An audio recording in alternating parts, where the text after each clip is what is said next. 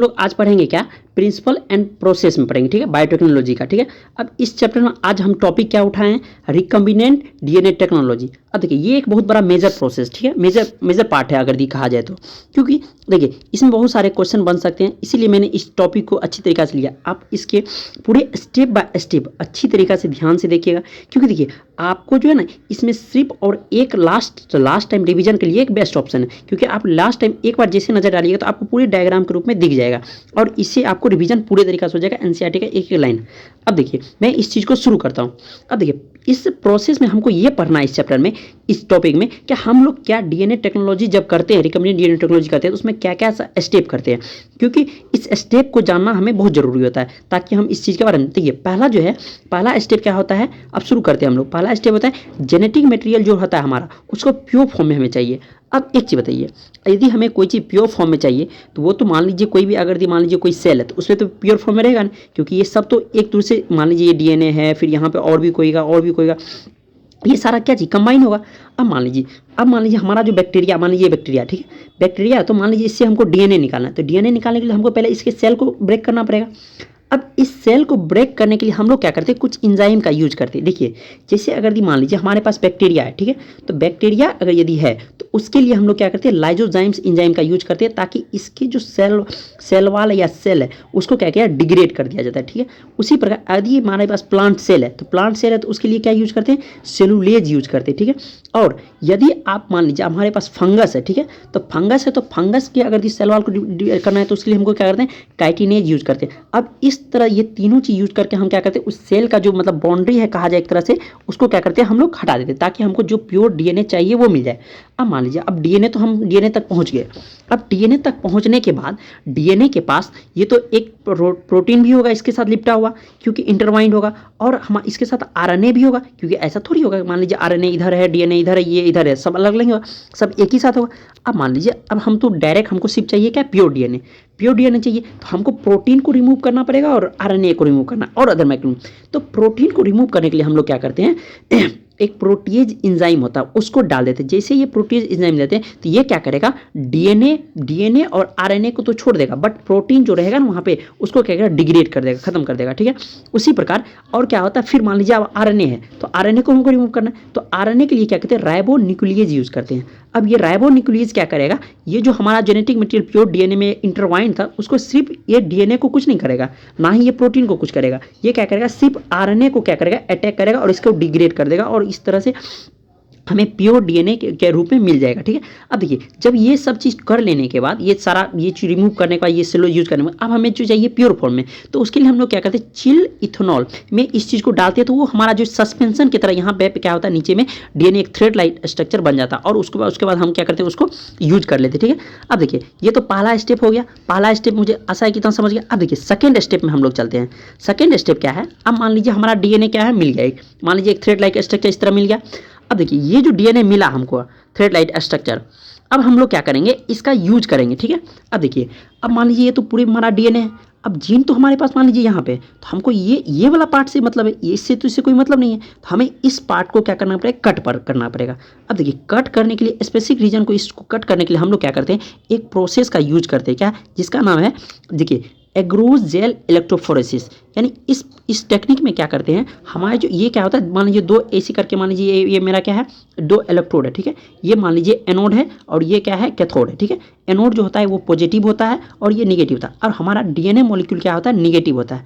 मान लीजिए हम अपने डीएनए को यहाँ दिए ना, तो जैसे रिस्ट्रिक्शन एंजाइम कट किए तो छोटा छोटा फ्रेगमेंट बढ़ गया, और ये जाके क्या करेगा, माइग्रेट कर जाएगा किसकी तरफ, इसके एनोड की तरफ, क्योंकि ये मान लीजिए कोई भी दो चार्ज रहता है इलेक्ट्रोस्टैटिक, तो वो क्या करता है, माइग्रेट करेगा। अपोजिट चार्ज, ये नेगेटिव ये पॉजिटिव, तो क्या होगा, ये रिमूव यहाँ चल जाएगा। इस तरह हमें जो स्पेसिफिक जीन चाहिए वो जीन क्या होगा, यहाँ से मिल जाएगा।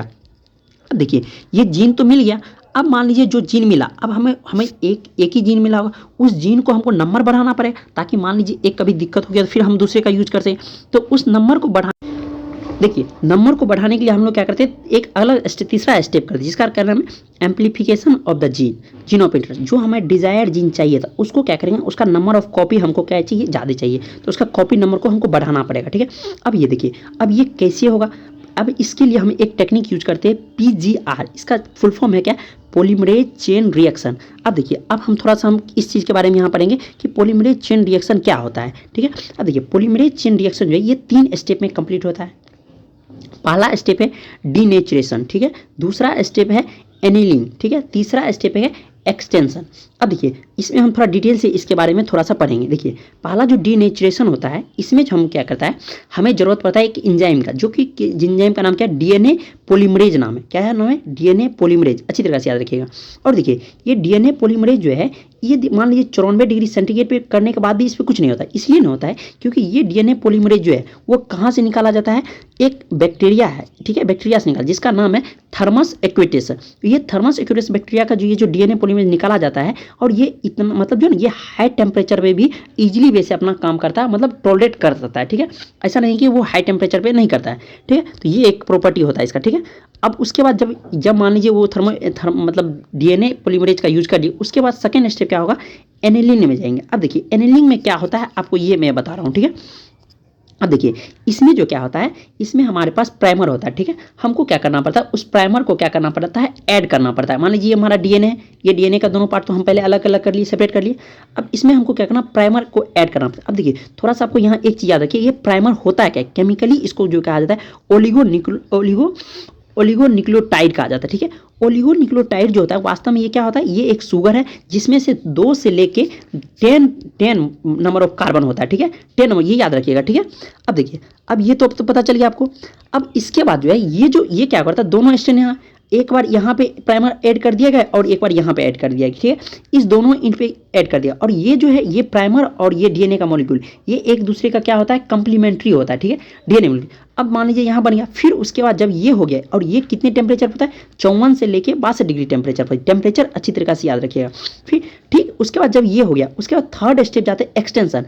मान लीजिए ये जो प्राइमर तो ऐड कर दिए, ये छोटा सा पार्ट पे ऐड किए, अब इस प्राइमर को हमको बढ़ाना भी पड़ेगा ना, तो इस बढ़ाने के लिए हम लोग क्या करते हैं, तीसरा स्टेप एक्सटेंशन यूज करते हैं, ठीक है। अब देखिए, एक्सटेंशन जैसे यूज करते हैं, ये कितना डिग्री पे होता है, 72 डिग्री सेंटीग्रेड पे होता है। आप अच्छी तरीका से टेम्परेचर को जरूर याद रखिए, क्योंकि आपको टेम्परेचर पूछा जा सकता है क्वेश्चन में, एग्जाम में, ठीक है। तो एक्सटेंशन यूज करते हैं। अब एक्सटेंशन में जो हमारा जो बन गया, तो अब पूरे तरीके से हमको एक क्या मिल गया, जो हमें चाहिए डिजायर मिल गया, वो मिल गया। अब उसको क्या करेंगे, अब उसका नंबर ऑफ मतलब मल्टीप्लिकेशन कर लेंगे। मल्टीप्लिकेशन कैसे करेंगे, देखिए, एक चीज याद रखिएगा, अगर यदि 30 साइकिल अगर ये हुआ, ये PGR का जो एक साइकिल हुआ, मान लीजिए एक बार ये पूरे हुआ, फिर दूसरा बार हुआ, तो 30 साइकिल अगर दी होगा, तो उससे हमको कितना मिल जाएगा, 1 बिलियन, कितना, 1 बिलियन, याद रखिएगा ये चीज। 1 बिलियन क्या होगा, हमको नंबर ऑफ टाइम एम्पलीफाई हो जाएगा, जो चीज़ चाहिए हमको 1 बिलियन नंबर मिल जाएगा, यानी इतना ज़्यादा मिल जाएगा। आप सोच सकते हैं 30 साइकिल में, तो इसको थोड़ी अच्छी तरह से याद है, क्योंकि ये NCERT का लाइन है, ठीक है। अब देखिए, अब ये जो हो गया, अब तो ये तो स्टेप हो गया। अब इसमें आपको अच्छी तरीके से यहाँ पे क्या ध्यान रखना है, 94 डिग्री सेंटीग्रेड ये याद रखना है, डीनेचुरेशन होता है। एनिलिन जो होता है 54 डिग्री से 62 डिग्री के बीच में होता है, कोई भी टेम्परेचर इसके बीच में ले सकते हैं। और एक्सटेंशन कितना, 72 डिग्री सेंटीग्रेड होता है, ठीक है। अब देखिए, अब हमें तो बहुत सारा नंबर मिल गया, एम्पलीफिकेशन हो, एम्पलीफाई कर लिया हमें जो जीन चाहिए था। अब जो जीन मिल गया, अब उसको तो हम कल्चर भी करना पड़ेगा। तो इसके लिए क्या करेंगे, एक होस्ट सेल को क्या करेंगे, खोजेंगे। होस्ट सेल को खोजने के बाद उस हमारा जो डिजायर जीन था उसको क्या करेंगे, यहाँ पे इंसर्ट कर देंगे। अब ये इंसर्ट करने के लिए हमें पता तो चलना चाहिए ना, कैसे मान लीजिए हमारा जो जीन हम लोग लगाए हैं उसमें इंसर्ट हुआ या नहीं। तो उसके लिए क्या करते हैं, अगला एक स्टेप है, क्या करते हैं, insertion of the recombinant DNA into the host cell. अब देखिए, अब ये क्या होता है, अब देखिए, यदि हमारा मान लीजिए ये क्या है, मान लीजिए एक सेल है बैक्टीरिया, ठीक है, ठीक है। अब एक चीज़ आप पढ़े होंगे, PBR3222, ठीक है, ये एक क्या है, वेक्टर है। अब देखिए, इस वेक्टर में क्या होता है, एक जगह क्या लगा होता है, एक टेट्रासाइक्लिन रेसिस्टेंस होता है, दूसरा क्या है, बॉम H1 होता है, ठीक है। अब देखिए, टेट्रासाइक्लिन और एम्पलीसिलिन रेसिस्टेंस जो रहता है, इस दोनों को क्या करते हैं हम लोग, इसको यहाँ पे ये एक रेसिस्टेंट क्रिएट करता है ताकि कोई भी इसको अटैक नहीं कर सके। अब मान लीजिए हमारा क्या है, वेक्टर है, ठीक है, यहाँ पे क्या है, मान लीजिए टेट्रासाइक्लिन है, ठीक है, टेट्रासाइक्लिन है। अब हम अपना जो ये डिजायर्ड DNA था, डिजायर्ड जीन कहिए, DNA कहिए, उसको क्या करें, हम यहाँ पे इंसर्ट कर दिए। अब जैसे इंसर्ट किए तो यहाँ पहले जगह तो टेट्रासाइक्लिन का, तो टेट्रासाइक्लिन की जगह हमको इसको डीएनए अपना इंसर्ट कर दिए। तो अब जो पहले जो अगर मान लीजिए हमारा जो ये मतलब जो कहा होस्ट सेल था, यदि कोई अगर यदि मान लीजिए टेट्रासाइक्लिन रेसिस्टेंट अगर कोई इसको अटैक करता था, मान लीजिए इसको टेट्रासाइक्लिन के मीडियम में डालते थे, जैसे अटैक करता तो ये क्या करता, इसको प्रोटेक्ट कर लेता था इसके पूरे सेल को। बट अब तो ये हमारे पास टेट्रासाइक्लिन रेसिस्टेंट है नहीं। अब यदि टेट्रासाइक्लिन नहीं है हमारे पास तो अब क्या होगा आप सोचिए। अब जैसे टेट्रासाइक्लिन नहीं होगा तो जैसे हम इसको रखेंगे, इसको जैसे रखेंगे इसमें, जैसे इसमें रखेंगे, अगर ये बीकर में जैसे रखेंगे, मान लीजिए टेट्रासाइक्लिन रेसिस्टेंट मतलब इसमें रखेंगे मीडियम में, तो ये क्या करेगा, इसको अटैक कर देगा और इसको मार देगा।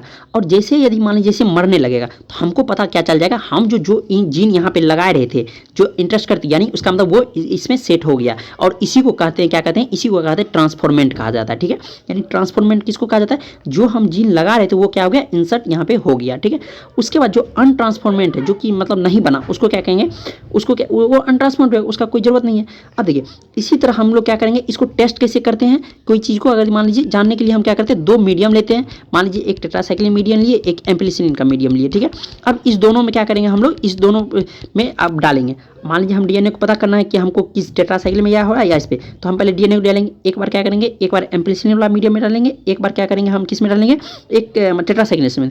यदि जिसमें मरना शुरू हो गया मतलब उस जगह पे क्या हो गया, हमारा डीएनए इंसर्ट हो गया। क्यों, क्योंकि अब इसके पास वो पावर नहीं है रेसिस्टेंस कि इस मीडियम से इसको क्या करते बचा सके। आशा है कि मुझे इतना समझ में आया होगा। अब देखिए, अब अगला स्टेप की ओर चलते हैं। ठीक है, जब ये सारा चीज़ हमको ट्रांसफॉर्मेंट अनट्रांसफॉर्मेंट सेलेक्ट कर लेने के बाद अब अगला स्टेप पे आते हैं।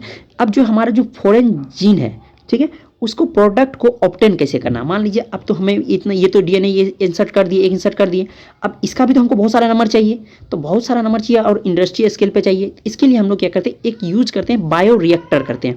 बायो रिएक्टर का क्या होता है, देखिए एक तरह से ये एक तरह से बहुत बड़ा एक बीकर होता है।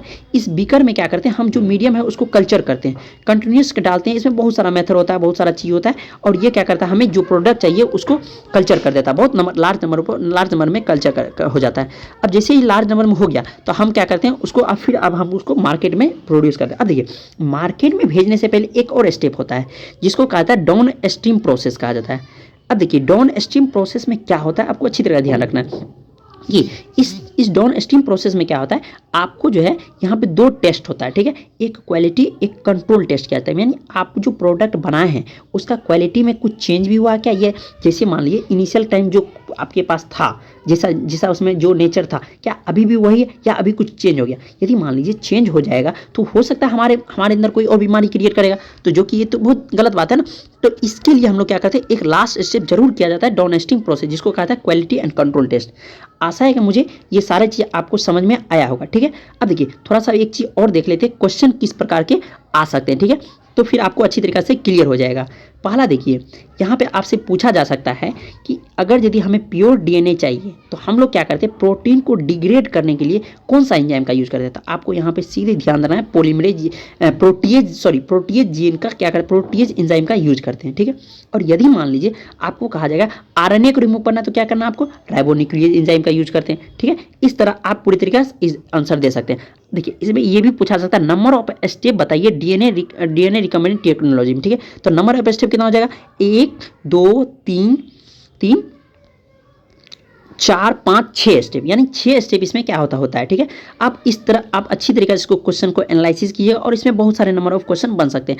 आपको इस चीज़ पे एक चीज़ बहुत अच्छा ध्यान रखना है, ये देखिए जैसे ये टेम्परेचर वाला है, ये जो पीजीआर रिएक्शन है इसमें टेम्परेचर जरूर पूछ लेता है और ये स्टेप इसी तरह सीक्वेंस में होता है। ठीक है, तो आपको ये सीक्वेंस याद रखना है। अब देखिए इसको डायग्राम के रूप में हमें कन्वर्ट कर दिया, तो आप इजीली वैसे इसको एक नज़र डालिएगा तो इसको आपको सब कुछ समझ में आ जाएगा।